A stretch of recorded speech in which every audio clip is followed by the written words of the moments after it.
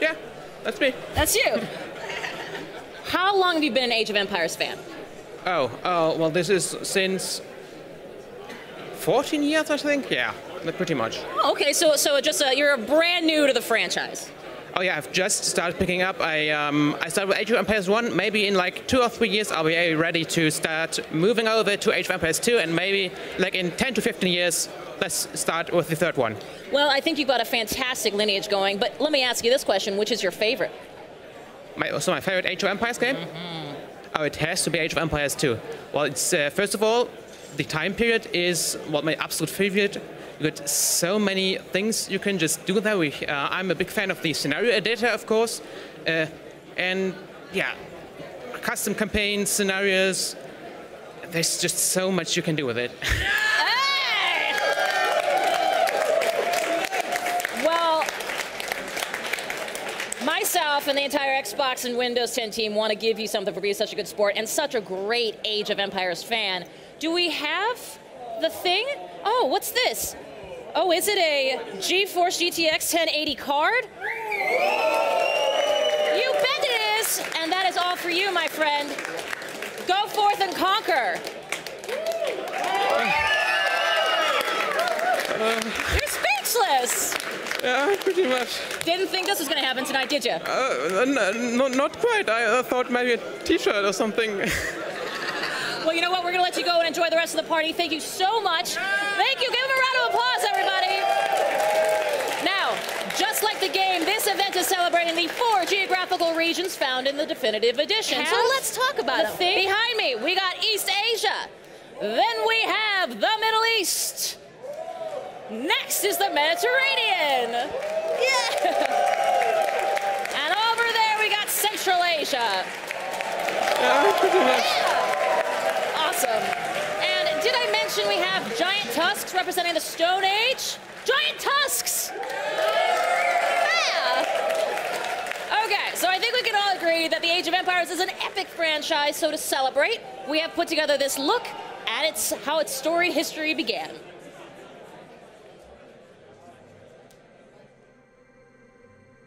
Ensemble's beating heart was passion for games, and it fed into everything they did. Age of Empires had this blend of action and sort of an abstract beauty. The sun was always shining in Age of Empires games. It was inviting. It was very good gameplay, and that just holds up. It's so iconic that it's really stood up the test of time. I was just out of college, or just out of quitting college.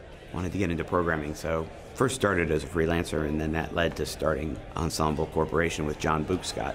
It was the two of us initially, and we quickly had a few more people growing that company.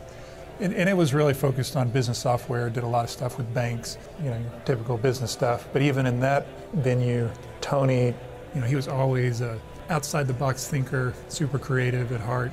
The company was largely successful. It grew slowly over time, and there were a number of people involved in the company, maybe 30 or 40 by the time we talked about starting a game company.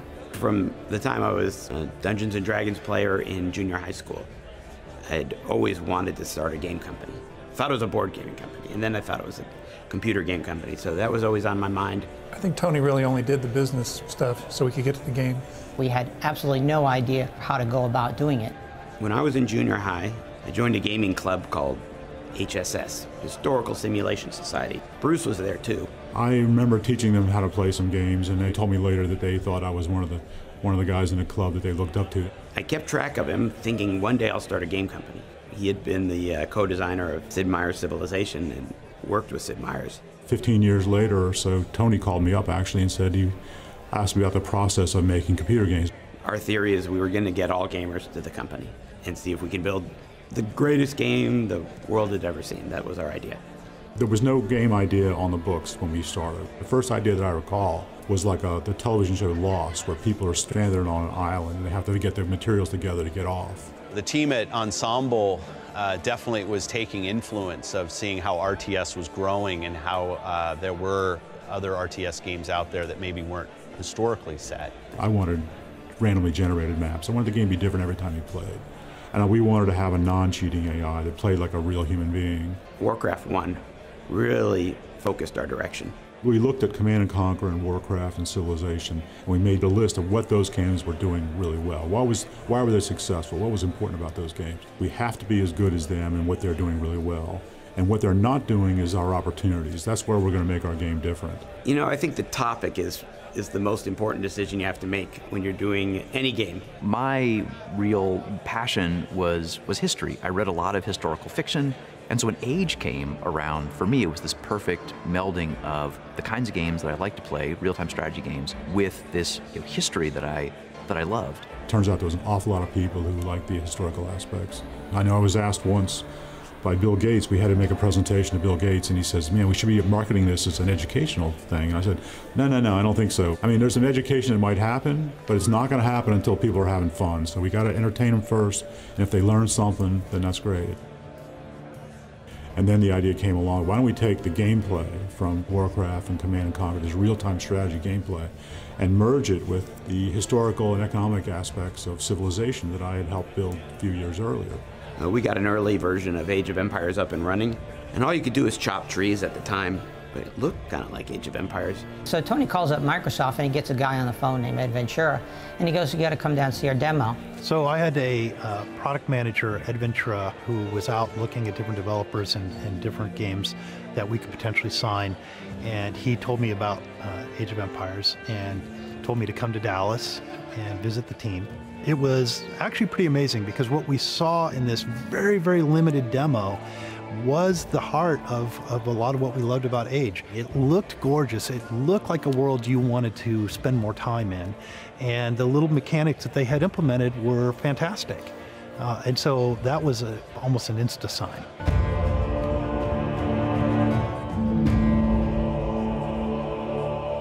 PC Gamer magazine ran a cover story called The Year of the RTS, and it had a cover story listing 50 RTS games coming in the next 12 months. Out of that, when we look back in history, only a very small number of games, are ones that people even remember today. We can be proud that we stood up to a lot of competition and exploration in a genre that was exploding at that time. I don't think there's many people that don't know what Age of Empires is. Everyone knows it, everyone probably played it. You know, they gave us a plaque. I have it at home for 1 million sales. And they were ecstatic. It exceeded expectations at 1 million. At 2 million, I put a little sticker over it and wrote 2 million on it. At 3 million, I wrote 3. And after that one, I just kind of took it off and said, don't need to count anymore. It just kept going. I remember coming off of the end of Age of Empires 1, which is right when I joined. Coming into the development of Age of Empires 2, it was kind of this moment that you get sometimes in the game industry where you have a team that just finished a game, like the first game in a franchise, and it's kind of, we just have this feeling of like, there's all these things we wished we could have gotten in that game, but we just ran out of time. And so everybody was dying to make the sequel. And I think the Middle Ages was the best topic of all for a strategy game like that. I mean, men were still basically banging on each other and shooting arrows at relatively short range, and the units were still recognizable. We had these great images of knights and castles. And when you heard the trebuchet go off, it was really bad news. The online component of being able to play against other human players was finally coming into its own there in the mid-90s. We had just hit the sweet spot in the balance and the design of that game so that it's just endlessly replayable, especially multiplayer. The kind of scenarios that you encounter when you're playing online, they're just so varied, and there's so much strategy there that you can just kind of keep going. And there's still, I think, new strategies being discovered today. I think some of what happens, and you see this in a lot of franchises, the first one happens somewhat underground and it grows. And as a player, you feel like, oh, I kind of missed the boat on the first one, but it sticks in your head as one of these games that you have to go play. So when the second one comes around, there's a lot more interest in it because the name Age of Empires is out there. You feel like, okay, I'm not going to miss it this time. I'm not going to miss this launch event.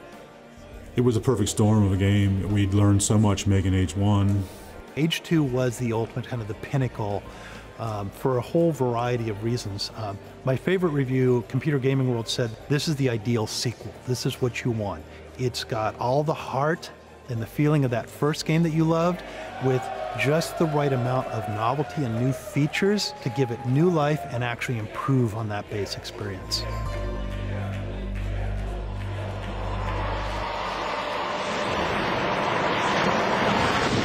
Between Age 2 and Age 3 was Age of Mythology, which was a real departure. We really love fantasy, but we also really love history. And then it hit us, you know, that's mythology. That's the perfect topic.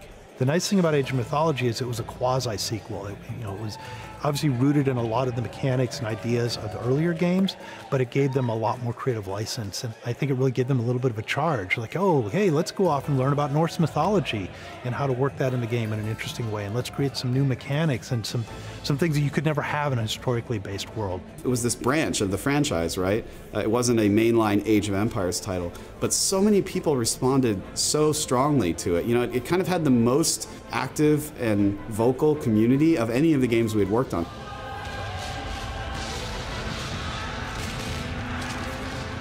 By the time we got to Age 3, the team down at Ensemble was really kind of world-class as a game production team. I think a lot of times you see games teams in that third or fourth iteration for them really hit their stride because so much of what it means to just be a team working on a video game together goes away and it becomes about focusing on the game itself. I have to say some of the campaigns in Age 3 were one of my favorites in the whole series. We had physics, cannonballs, hit buildings and broke off little pieces of buildings, and we just tried to amp up the realism. It was Age coming to North America, which was a new challenge. We added the home city, which kind of added an RPG element to the Age franchise. There was more change, I thought, in Age 3 than the previous Ages when they were trying to add so much more to the franchise, but I was proud of what we were able to accomplish. You know, Bruce has a fantastic saying, the sun always shines in Age of Empires. You know, Age was always a place where it was ideal. It was just a place that people could recognize and they could connect with. What makes Age special is it's easy to pick up and play, but it's really deep. So anybody can jump in and enjoy it, but it takes real mastery to get great at them. We did a lot of different experiences in those boxes. Nothing feels, out of place, right? There's this amazing holistic environment that players can kind of get into. There's deep levels of strategy and always new things to explore and to learn. And when you have a big community, there's always people influencing how the game is played, how it changes over time, how the meta experience of the game evolves, and that kind of keeps them fresh year after year after year. Age of Empires 2 was really built around user-made content. Even after 20 years, people are still churning out content and playing new stuff, and there is no limit to that, pretty much. I was mostly just playing around the scenario editor, loved elephants, loved just screwing around and kind of building these giant battles. You would get parents that would talk about the Age of Empires as something that they felt was good for the kids, because it actually kicked off at least a question about history. And I think that's maybe as important as really injecting the history lesson right into the game. What Ensemble Studios did 20 years ago has affected millions and millions of people.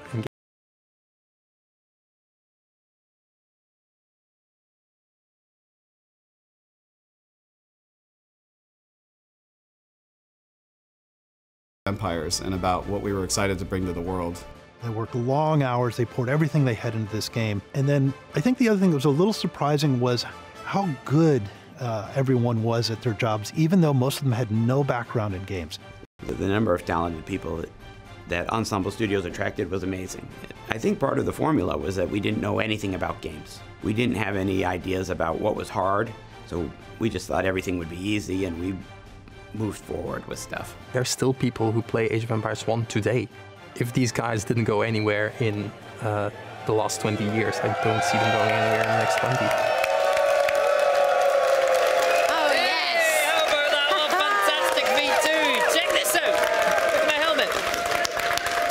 I think it looks good on you. Thank you. I didn't want to ruin my hair. I got a promotion during the course of that VT. Is that how it works? Quite good. Yeah, this is actually the most hair I've had for probably 15 years. So well, live in the moment, Gray. Live in the moment. What about that for a history lesson, though, That right? was amazing. So many memories, so much nostalgia, so much progress, and always at the heart of everything Age of Empires is the players and the fans of this incredible series. Great to see some of that again, wasn't it? Well, also as well, just thinking about like how many hours of your life you Absolutely. played the game. You're like, oh God, especially when I was a That was a whole teenager and summer. I could get away with it. It was amazing. Those carefree days when all I had to worry about was foraging for berries.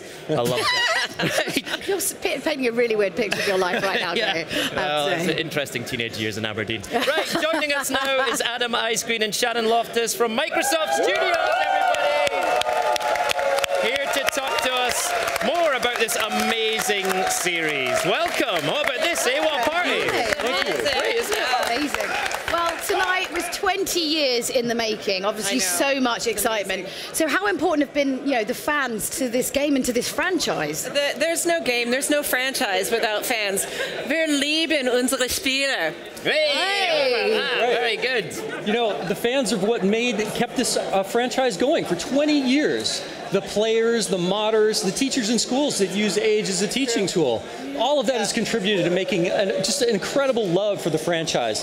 And I think it's really important that we acknowledge our fans that are here tonight. Yes. So Stevie, can you help me out here for a minute? Oh! Ooh. Oh, no, that's the fancy one! Oh my God! I need that! Great! Where did you get these ones? I want that one. That one's way better. We have a learned scholar from the Mediterranean. We do. These are wonderful replica helmets, and these are exclusive to the event tonight, and we're going to be giving them away to fans. So let's start that off. Who wants this? Oh my God! This Bring someone up. All right. Who have we got back here? She is the biggest Age fan. You got it. Put it on! Put it on! Congratulations. Put it on! Put it on! Put it on! Put it on! Congratulations. Well done. Look at that. Adams, you're so generous. That's fantastic. Love it. I wonder if everyone at home can see there's a very special Roman just in the background Can we here. see- Can we switch to the other camera for a second? Can you see who's loitering around today? Look at this! I've waited 20 years for this. You've been hanging on to that costume this whole time. Finally got there, Aaron. That's right. All right, let's get back on track here. That was fantastic. Well done, Adam. Focus. So, Shannon, I hope you don't mind me saying this, but you've been at Microsoft Studios since the very inception of the I Age have. of Empires series. So It's true. How's the journey been for you? You know, I was not lucky enough to work on Age in the early days, but I was lucky enough to be in the same team, so I got to beta test it. I remember that feeling when you would just fire up the game for the first time and have one villager and a town center, and the knowing that anything could happen. And in fact, over the thousands and thousands of games that we played, anything pretty much did. It was a blast. And then just seeing it all come together, seeing all the systems start to work together to make the game that we all know and love today, I feel so lucky to have been part of that. There's not many game franchises that last this long, right? I mean, it really has absolutely withstanded true. technological changes. There's only one and reason gaming that changes. this franchise has lasted so long. And it's all these fans here, right? Fans. Fantastic. That's right. And of course, Adam, you've got your super long history in like real-time strategy. Can you tell us a little bit about the kind of like, what you've gone through over the years? Yeah, well, I got my start really at Westwood Studios working on the Command & Conquer RTS games years ago. And since then, I've made a whole bunch of RTS games, but, moved on and it was on console and other things like that. So when at Microsoft, we said, hey, Age of Empires, I'm like, oh, I'm in. I'm in. I'm back. Heard the word Age, you were like, I'm already... Oh, yeah, I'm like, I'm done. Put me on it, man. Adam, you made a point earlier that I loved, and it really resonates with me, is that Age of Empires is a kind of franchise and a game that really taught me a lot about history and actually made me appreciate history a little bit more. Civilization did the same thing as well. Yes. Is that something that you're both very proud of with this series, that it's really given a love of history to gamers? I think that it is wonderful that we have a game that not only can entertain but can teach. And I think that is super important, not just for the gameplay, but for the historical lessons that we've taught. And in Age DE, we've gone back and actually made sure that all the history is completely accurate. Because there were a couple things that are a little off in the original version that we've gone and cleaned up now, so we can make sure we're presenting history in a way that people can really believe that it is actual history. Because my brother is obsessed with reading history books and things like that, and he was always going on and on about I think he fancied himself as a bit of a strategist. So finally we could see that he was actually just terrible. He thought he was really good. He read all the books, but actually couldn't hack it in the real world. Well, I I did actually meet somebody yesterday who told me that he went to Cambridge and studied history because of Age of Empires. Wow. So I love meeting people who grew up playing this game, and it influenced what they chose to do with their lives. Changing people's lives. That's right. Because history for me was always, I was always really interested in it, but it was such a boring thing to learn at school. Because what are you going to do? You just read it out of a book. You can't even begin to understand the complexity of how things went on. So actually being in there and seeing how things would work that's it really inspires. That is right. All right, we need to move along here. So we're celebrating all of the Age games tonight, but a big part of why we're here is, of course, Age of Empires Definitive Edition. So let's take a look at the new trailer.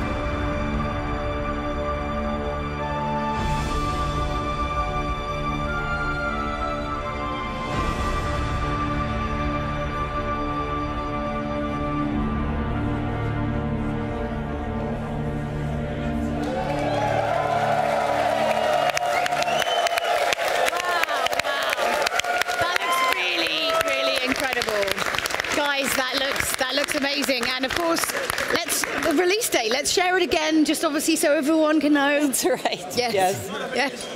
What's the release date, Shannon? So it's so noisy. I know, we're really struggling to... Yeah, so the release date is October 19th. Yes. 2017. So that's That's nearly right, just 20 about years. Exactly 20 years after the original release date. I think we're 1 or 2 because the original release date is a Sunday, so it's actually October 19th. Wow. That's really cool. Yep.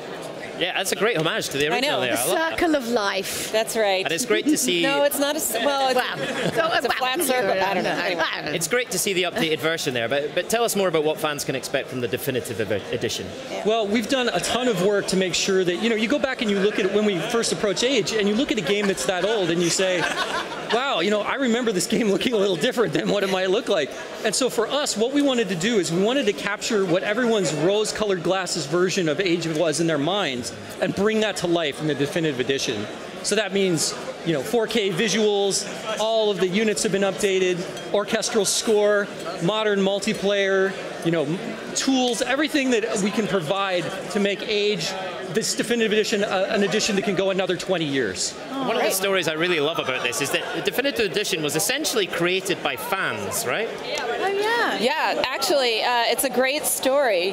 The company that's now working on Definitive Edition is called Forgotten Empires, and they started out as guys that were modding Age of Empires, and one of their mods was so successful, they found themselves in need of a corporation, and so they became game developers. They went from fans to game developers overnight. I love those stories. There are so many of those stories. It's Absolutely. amazing. It's fantastic. And they're great partners for us as well. They really understand Age. Good. Oh, All right. Wow. Great. I think we should let you guys get back to the party. You can relax, Time stop to sweating a little bit. And it is a party in here. You guys are rowdy. Yeah. All right. Oh, wow. Yeah, but we'll be back. We'll be bringing these guys back at the end of the show for that very big announcement. Do not miss it. We've got such good announcements for you. But let's head back to the party floor to see what Kate is up to now. All right, Kate, stop. Kate, where are you? I'm just hearing in my ear that Kate has been partying so hard with the fans on the floor that we have to keep talking for a little bit longer. Well, she was supposed to go to the bar, in all honesty, and get us a little drinky, but obviously she's been waylaid. All right, so let's talk a bit more about what we saw in Definitive Edition. Yeah. You know, one of the things that... Oh, no, we're ready to go back to Kate. I'm sorry. Sorry. Go back to Kate. Kate, what have you been up to? I want to know now. Yeah.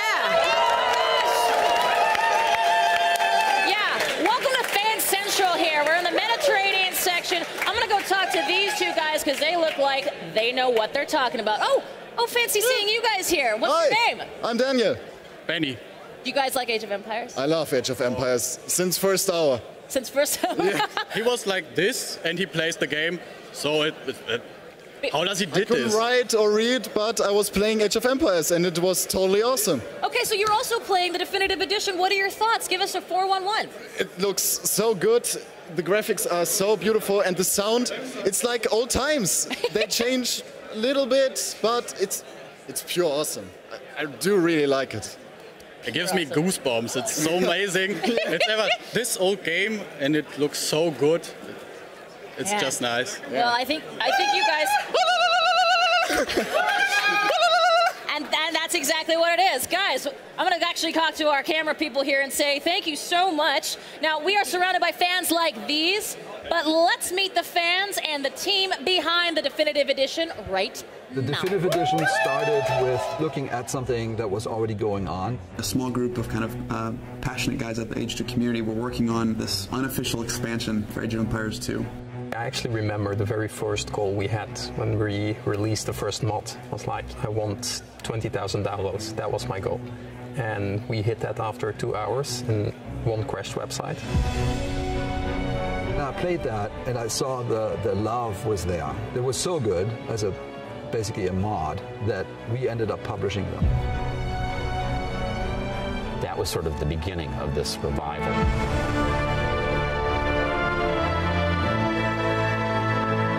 With Definitive Edition, we're going back to the very beginning. Every Age of Empires game, except Age of Empires 1, has seen an extra boost given in the last few years. It needed a refreshment. For us, it was a really easy call. We've got a group of super talented developers, and we've got this great game that people still love. What can we do to modernize it, to bring it into now? The big piece was visuals, I would say. Everything had to be remade from scratch. It's shockingly good on the outside, and the music is beautiful. Microsoft went out to Prague, got a proper symphony orchestra, and they kind of redid several tracks with a full symphony orchestra, which is great. It takes all those Age melodies that you remember and just blows the doors off of it. We had to make a lot of gameplay changes as well, because the game, it saw such a big improvement from H1 to H2 that if you now go back, it really feels old. We've addressed nearly all of the game's shortcomings. So the series is now cohesive, which is a wonderful achievement. We took what was already pretty incredible and just made it even better.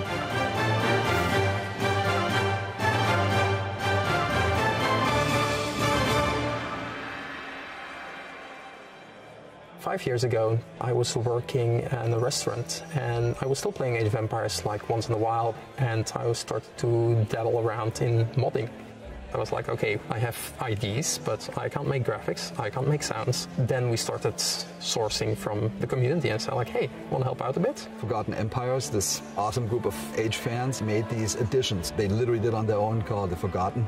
What's great about Age is you just have so much passion throughout the world that you can find where passion's kind of coupled with talent, and you just get some really special people. The most rabid fans of the series getting together, a modding team, pooling the talent to form a full-fledged developer.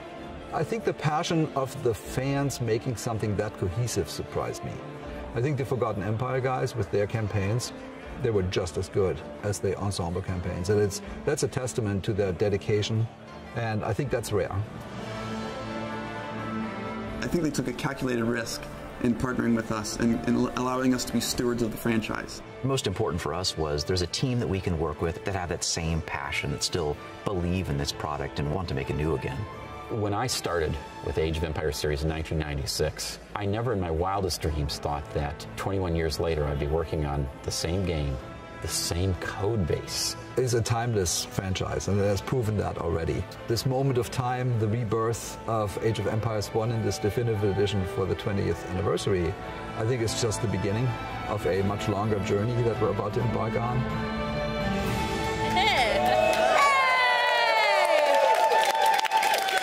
Guys, joining me now, Jörg Newman, head of production at Microsoft Studios. Jörg, oh my gosh, you have just got to be having a good time right now. Oh, it's amazing to be here in Germany with all of our biggest fans.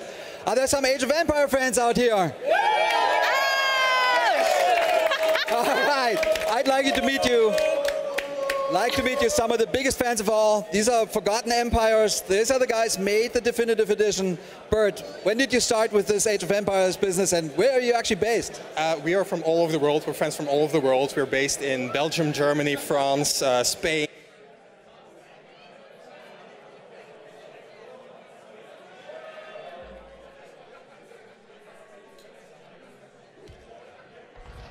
So, the definitive edition, these are the guys that made it. I wanted to introduce you to some other fans.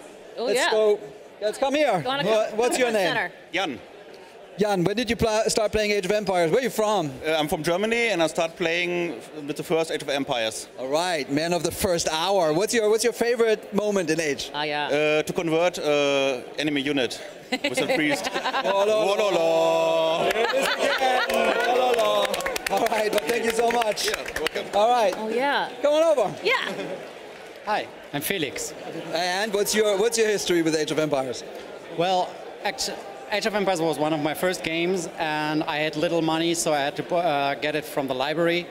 And but that was the plan of all the boys in my town, so there was a list of all the boys want to get this game, and we had to share it, so to say, in town. That's awesome. It was fun. Right. Made friendships, so to say. That's nice. What's your first time? What's the first game you played? Yeah, it was one of my first games. H2? No, H1. H1. Yeah. Another fan of the first hour. That's awesome. Exactly. Tremendous amount of passion. Oh, what's your name? I'm Jill. I'm from Cologne here too. Ah, from Cologne. Yes, hey. I am. So, Age of Empires. When did you start playing? To be honest, it's my first time today with Age of Empires. New fan! Yay, new fan! But I'm really looking forward to be part of such an exciting traditional game, and I know a lot of friends who played from the first hour, so That's yeah, awesome. I'm looking forward to be such a fan too. So yeah. A definitive edition for you to play. Yes. That's great. Yes. Fantastic. All right, so. Exactly. Well, you guys, I was going to say, look at all of these fans. It's really easy to see the passion that's here. Exactly. Well, I mean, we've got actually a number of things that we're going to toss to you, but guys, since we're here, a huge round of applause for the team guys behind it. And a huge round of applause for Jörg, everybody. Listen, audio director Tom Maston was the person tasked with re-recording the score for the definitive edition, but it wasn't the first time he was part of the Age of Empires story. Take a look. The original Age of Empires actually didn't have that main theme. That didn't actually come about until the second Age of Empires game. So I went back and I personally wrote the main theme for the game. And it's the first thing that you hear when you launch the title. It has has the memorable thematic element that is identified with Age of Empires, so you will immediately recognize it. And then we expanded upon that. We picked apart every track. I must have listened to each of those tracks 200 times each. And we pulled out the elements, the elements that are endemic to the track. A lot of indigenous flutes, a lot of indigenous wind and brass instruments mixed with heavy percussion. Your A in the middle of the line, it's, for example, 31. The A in the middle is a bit too flat. Originally, we were just going to take the tracks and make them better. As we started diving in, we realized, you know, we hit a gold mine of material.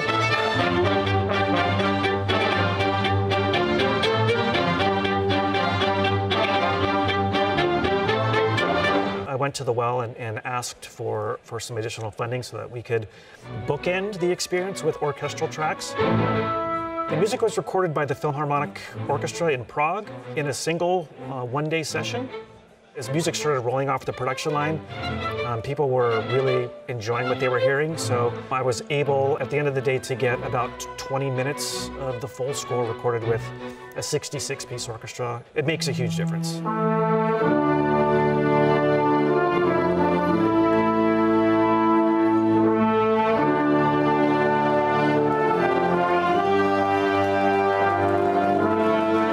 Them to walk away with the fondness that the generation did 20 years ago and be able to carry that on through the next iteration of the franchise.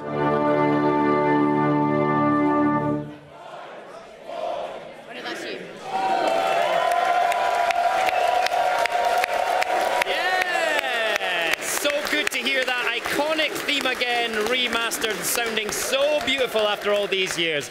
Now, we've talked quite a bit about the original Age of Empires and the Definitive Edition, but there is so much more to Age's storied history. And one of the games that has maintained a massive and loyal following is Age of Empires 2, a game that was first introduced in 1999 and is definitely my favorite from the series. And joining me now are two pro Age 2 shoutcasters and legends in the Age of Empires community. It's Zach Robinson and Tyler Doughty. Jets, how are you doing?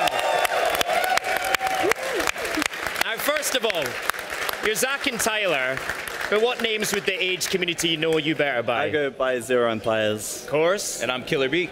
Everybody for Zero Empires and Killer B, let's make some noise! They're out there. All right, Zero, tell me, when did you start playing Age of Empires? I started playing from the start. I was just a young boy, and my dad got the game for me, and I picked it up from there. Yeah, what's your first memory?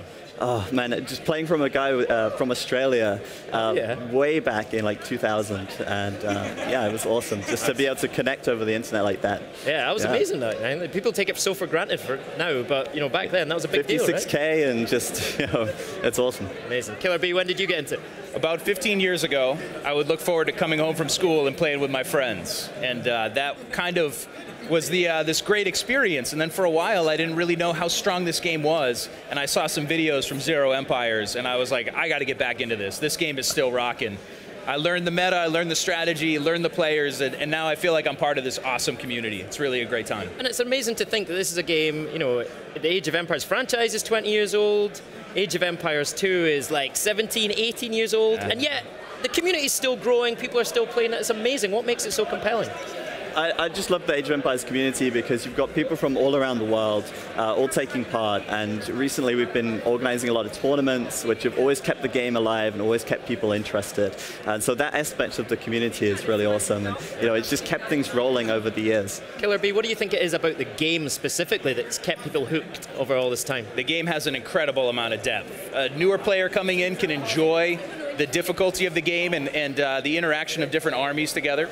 But when you get the chance to watch a pro player, it's like art in motion. It's just such a beautiful game to watch, and that's kind of what got me back into it and a little bit addicted to it. Even though I can't play at that level, it's just a beautiful thing to watch this game. But you know this game inside out, you know pro players inside out. Yes. What separates a pro Age of Empires player from a novice like me, or just an everyday player? Well, you know, we're celebrating 20 years of Age 1 here, and, you know, Age of Empires 2 has been out for a long time as well. And these players have been playing, there's players that still play today that played when it came out. And obviously they've had years and years and years to hone their skills. And, you know, it's so hard to reach that skill ceiling. It's just a matter of time. Are there particular traits or talents that you see in pro gamers, Killer B? Just an amazing attention to detail. I mean, they're flashing back just a few frames at a time to see their economy, to reconfigure it, to go to their army, to make sure it's positioned. They're doing things that the game developers never thought they would. They're pushing deer in to their town center to make things better. They're luring boars to where they belong. Might not mean a lot to a person who doesn't know the game well, but every detail is so finely sculpted in this game at the pro level. It's a beautiful thing. And you're going to see a lot of that this week, right? Because you guys are involved with an Age of Empires 2 Pro tournament here at Gamescom this week. Tell me more about that. Yeah, that's right. We have a stage over in the Gamescom main event in Hall 5.2. The players are going to be playing there. There's 4 players from Europe who we've flown in, the best of the best. They've qualified over 4 weeks of qualification rounds. Each weekend, 1 player has made it into the event, and they'll be playing for $6,000. All right, excellent. $6,000. Wow, that got a cheer as well. Have you got any tips? Who do you think is going to take the prize? Well, perennially, the player who's been at the tip-top of the ladder has been the Viper. This is a guy who's known for his really aggressive tactics, relentlessly attacking. He's a beautiful, beautiful defender as well. But we've got a couple of guys coming in who are going to threaten him, and one guy is as young as 17, and we're looking forward to seeing what the future holds. The game's actually older than him. Yeah, the game is older than him. It's incredible. All right, well, maybe I'll join as a wild card, because part of the reason I invited you here is to help me get inside the mind of competitive Age of Empires players. So I know you've brought some clips with you from Age 2 that demonstrate various high-level strategies, right? So let's get into these. Let's talk through them, right? So let's roll the first clip. Talk me through this. Okay, so this is our first clip right here, and this is a great demonstration of micromanagement. The blue player is using the formations to split his units apart, and these units from the red, the mangonels, the catapults, they're going to do huge damage if they actually hit. But he takes down one of the mangonels straight away, and he's now going to focus on the second mangonel as well. And he's just constantly moving his units around in such a way to continually avoid the damage from the mangonel. Each of these blue units, they have to shoot the mangonel 50 times in order to bring it down. The mangonel is very expensive, whilst these blue units are very cheap, and he makes a really good fight here. He has a really good value at the end of that engagement. I love how the mangonel was trying to bail out at the end there as well. Yeah, that's great. This clip right here is what happens if you don't micro. This is what happens if the mangonel actually hits your units, and they're all grouped up, and they're all going to go down. So he did a really good job to avoid that damage and make sure that in the end, he came out on top. So that's quite literally divide and conquer. Right? Yeah, absolutely. Fantastic. All right, let's move on to our next clip here. Talk us through this one. So clip number 2 features the Mongols. We're watching Mangudai in the red and Mangudai in the blue. Mangudai are a traditional unit in the Mongol army that are great at setting traps for their opponents. The red player here is trying to raid his opponent's economy, and as he heads to the northwest of the map, his opponent actually traps him by building 2 buildings simultaneously, making those units unable to get out of this spot.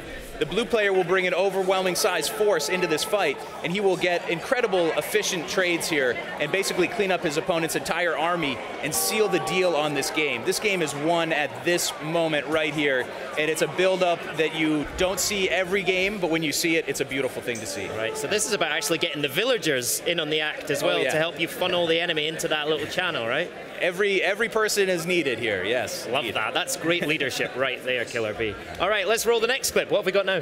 So we just saw basically a trap in motion, and this time around we're going to see another similar kind of trap. Only this time the red player, moving his archers backwards, he wants to trap himself. He wants to be trapped because that means that the knights can't surround him, and he's able to trade it against the knights really well. But what he doesn't realize is now it's too late. He's trapped, and suddenly there's a mangonel off to the side, and now he can't get out. The mangonel can just come in and clean up his units, and in this situation, he wanted to have his back against the wall, but in the end, that ended up being his downfall. And we're going to see it again now from the red player's perspective. You can see that he doesn't see the mangonel until it's too late. He can't escape now, and he's just going to meet the ultimate ending here as all of his units go down. That reminds me of the Spartans at the Hawk Gates. but the fog of war hit that catapult there, so that's no use. Right, so let's move on to our last clip. Now, when we talked about this earlier, you called this clip Wolf Rush, which I love. It sounds like an incredible energy drink or something. Talk us through this. This is the Wolf Rush, and the player we're watching right now is MBL. He will be live at our event at Gamescom Saturday. What he's doing here is he's building one militia. This is a very weak unit. By itself, it can't really do very much against his opponent. But what he's doing now is luring wolves, and what he wants to do is bring those into his opponent's economy. And there's a couple of small details here that he's doing that are really beautiful. He's going to use his scout here to block those wolves so that they don't kill his militia before he's done his intended job. In the end, that militia will run to his opponent's woodline and sacrifice himself for the cause. And what you'll see in just a moment here is that these wolves will scatter, and this entire economy will shut down, and you may see some villagers being blocked again by the scout. Beautiful play there by MBL once again. And in the end, he's going to try to kill one of these villagers before he gets home. So using every aspect of the map to your advantage can really help you win games in Age of Empires, and a moment like this can swing a match. This is just a huge, huge bonus for such a small investment. It's all about cost benefit, and that's a beautiful example of it. Love that. So actually harnessing the forces of nature as well. Incredible. All right, enough talking about competitive play. Let's see some action. And we've got a couple of pro players and some less pro players down there, so I hope they've been taking notes. Let's go back to Kate, who is with some folks in the midst of a heated head-to-head H2 match. Let's go. Okay. Guys, let me talk about heated competition. In this corner, we have Promi and the ever lovely, ever popular Julia. Okay, they are playing Age 2. They've been amassing their enemies, their battles, their soldiers, all of their armory, and they're ready. Are you ready? Yeah, definitely. More than ready. He's very ready. Yeah, He's excellent, very excellent. ready. Okay, let's go for it. To the other side, our competitors today are, you saw them before. Please welcome Session, Cision, and not to be outdone, Xbox's own Aaron Greenberg. We fight till the death. I was going to ask your strategy, but that feels pretty good. I'm preparing for war. I don't know. Yeah, they are amassing a lot of troops.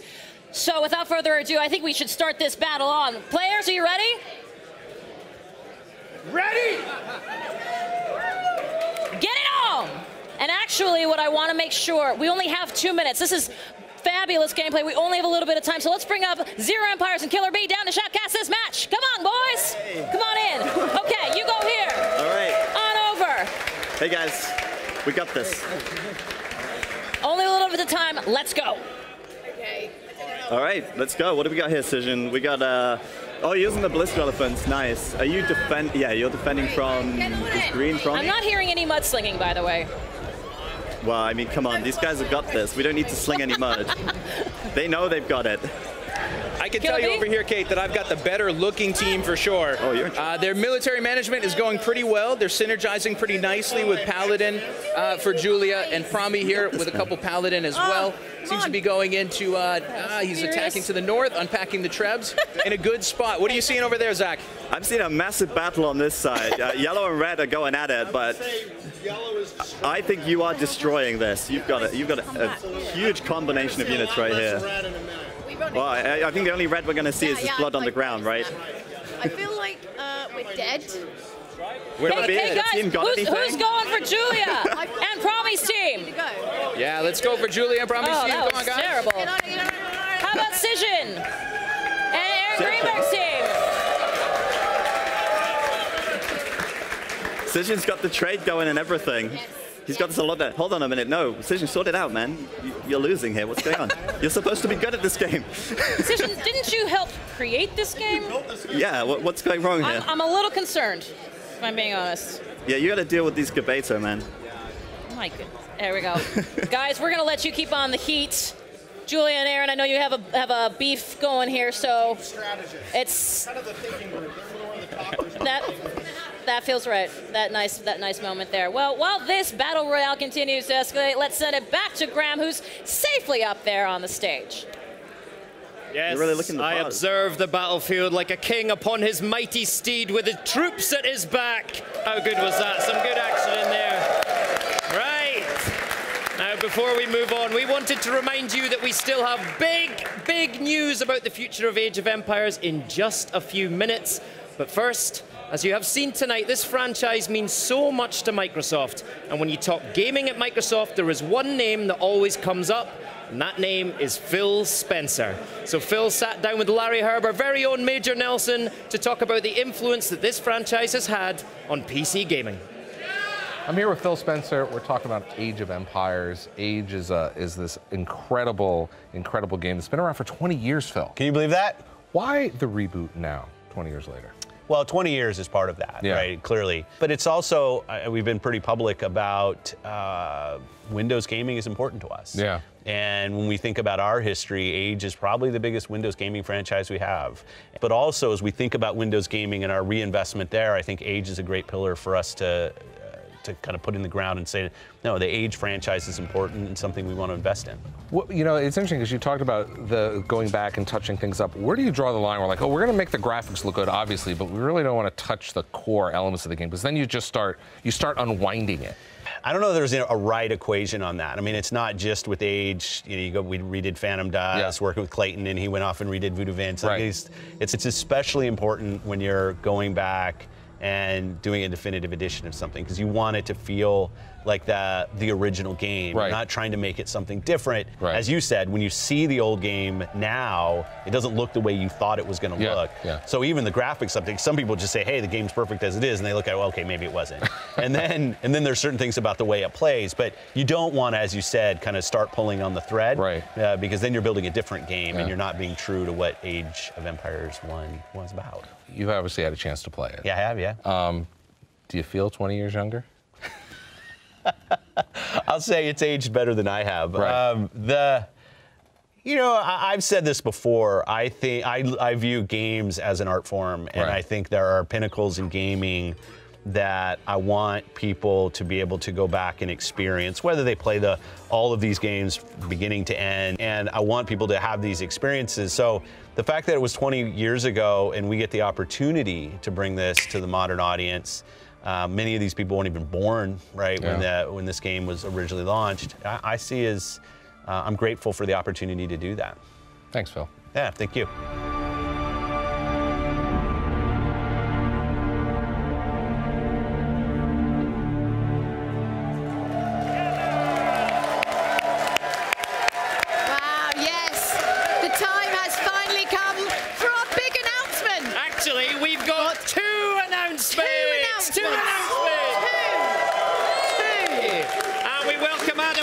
Stage to break this big news. So we've had such a wonderful time working on the definitive edition of Age of Empires, and we have so much love for the storied history of this franchise that we want to make sure that we do take the same care with Age of Empires 2 and 3.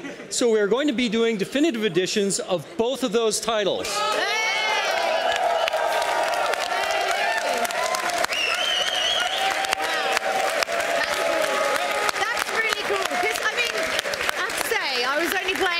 I mean, you said get into a battle, beat Aaron, and then you distracted me. So I'm super pleased now there's even more reason to get lost and locked in my bedroom for a while. If you need a new Scottish accent for the tutorial level in Age of Empires 2, hey, we'll put you in. He's very good at his low lows, let me tell you. All right, now, but we're not done just yet. This is a celebration, right? Yes. Right? Yes, it is. So let's go back to Kate with Shannon for what I think is an even bigger announcement. What a night it has been. Let me recap where we've been. We started at the beginning celebrating 20 years of Age. We have given you a look at the upcoming definitive edition. And now we're about to say goodnight. And thanks so much for joining us here in Cologne. But before we sign off, you thought I was done. We got one more thing. And as you can see behind me, we have assembled fans, people involved with the Age of Empires, and because we wanted everybody together for this very big piece of news. And who better to give it than our very own Shannon Loftus. All right. Can I get a whoa? Whoa!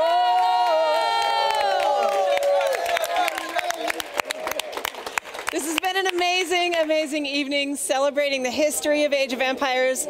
The past 20 years have been the most amazing 20 years for RTS fans. Meeting the creators, talking to fans, seeing how Age has influenced people's lives. The past of Age of Empires is so rich. But guess what? So is the future. Time changes everyone. And everything. Empires will rise.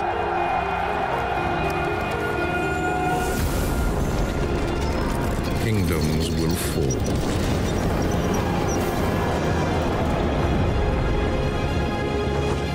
The grounds of battle become stained with fire and blood.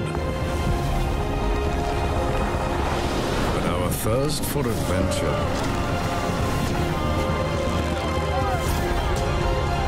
exploration,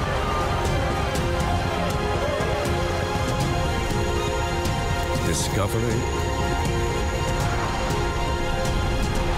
and conquest will stand the test of time.